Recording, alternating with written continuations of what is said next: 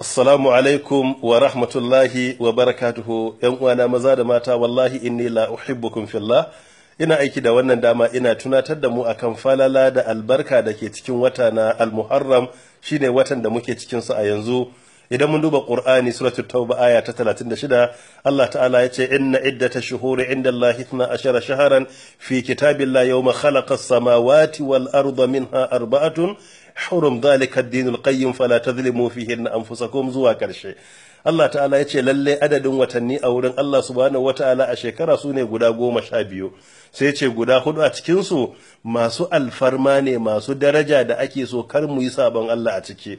Waɗannan guda 4 akwai hadisi na Bukhari, hadisi na 2958, da annabi tsira da aminci tabbata gare shi ke cewa as-sana 12 shaharan, wata shekara gaba ɗayanta wata 12 ne, sai ce minha arba'atun hurum, a cikin watanni 12 guda 4 masu alfarma ne, sai ce thalathun mutawaliyat, wato thalathatun mutawaliyat guda 3 suna bibiyan juna, shine zulqa'ada, zulhijja, almuharram, sai kuma guda ɗaya na can gaba ita ce wata na rajab. Waɗannan guda 4 duka masu alfarma ne. Karkashin ayar da Allah yake cewa fala tadhlimu fihinna anfusakum aw tauba aya ta 36, Imam Qatada bin Di'ama bin Qatada alaihi rahmatullah, kamar yadda Ibn Kathir rahimahullah ka a tafsirinsa yace wannan aya Allah yace kar ku zalunci kawunan ku a waɗannan watanni guda 4 sune Zulqa'ada, Zulhijja, Al-Muharram, Rajab. Yace saboda sabon Allah da aka yi a watan Al-Muharram girman zunubin ya fi sauran watanni, haka Zulqa'ada, Zulhijja, Rajab. Don haka a wannan wata ba wai yin azumi kaɗai ba, ana so mu takaita sabon Allah matuka, don in muka yi sabon Allah zunubin ana kambama shi. Allah ta'ala ya kare mu daga saba masa.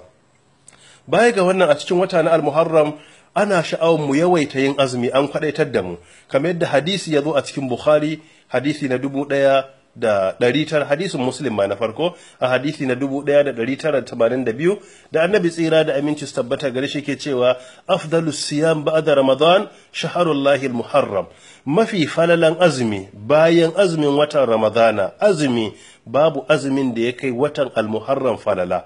Don haka bayan azumin ashura da tasu'a da muka saba yi, ana so mu yawaita azumi, mu kwadaitar da iyalanmu wajen yawaita yin azumi. Allah ta'ala ya ba mu ikon yin azumin. Falalan azumin ashura ga hadisi a Muslim wanda annabi sun sake fada, hadisi na 1162, da aka tambaye shi akan falalan ashura. Su'ila rasulullah an saumi yawmi ashura faqala yukaffiru sanal madiya, yace azumin ashura guda ɗayan nan yana kankara zunuban shekara guda. Don haka sai mu kwadaitar da iyalanmu da 'ya'yanmu da abokananmu da ɗalibanmu da malamanmu da abokanan zamanmu mu dage mu azumci azumin a wannan wata da muke ciki a shekara ta 1440, zai zama ranar laraban nan ne insha Allahu da alhamis. Amma idan mutum bai samu ikon yin laraba ba, ya halatta yin laraba da alhamis, dogaro da hadisin Imamu Ahmad rahimahullah da ke da illa cikin isnadin, amma Sheikh Ahmad Shakir rahimahullah ya duba hanyoyin hadisin, ya ce hadisin yana iya zama hasanun, shine kana iya yin 9 da 10 ko kuma 10 da 11. don haka iya da matukar muhimmanci mu yi.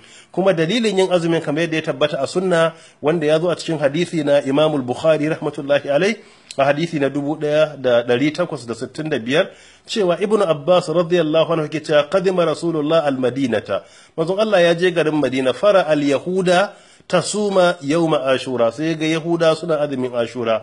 Faqala, sai ce musu ma hadha, menene wannan? Qalu, suka ce hadha yawmun salihun, wannan ai wani wuni ne salihin, wuni mai albarka. Yawmun najjallahu ta'ala bani Isra'ila min aduwihim, rana ce da Allah ya kubutar da banu Isra'ila daga abokin gabansu shine Fir'auna. Sai annabi ke cewa nahanu ahaqqu bi Musa minkum, to ai mun fi ku cancanta da Musa, ai mun fi ku kusanci da Musa. Don haka fasama yawma ashura, sai ya azumin ashura, kuma wa amara sahabata bi siyamihi, a ma'anar hadisin kenan na karshe, sai ya umarci sahabbai su ma su yi azumin tashu'a, kuma wato 9 ga wata, da yana azumin 10 ga wata sai ga yana tarayya da Yahudu a cikin wata ibada, kamar yadda ya zo a hadisin Muslim rahimahullah suke cewa la in baqitu ila qabilin la asumanna tasi'a, idan Allah ya rayar da ni shekara mai zuwa zan yi 9 ga wata don na saba Yahudu, 10 ga wata don murnan halakar da Fir'auna da tsayar da banu Isra'ila. So da haka yana da matukar muhimmanci mu yi azumin mu yi kokarin kwadaitar da iyalanmu su yi, mu nisanci sabon Allah a watan al-Muharram da Zulqa'da da Zulhijja da Rajab fiye da sauran lokuta, sannan kuma mu yawaita azumin nafila bayan wucewan Ashura da Tasu'a din. Allah ta'ala ya sa mu dace, wanda ya je isar da sakon zuwa ga wanda bai ji ba, Allah ta'ala ya mana tarayya ni da ku a cikin lada. Wassalamu alaikum wa rahmatullahi wa barakatuhu.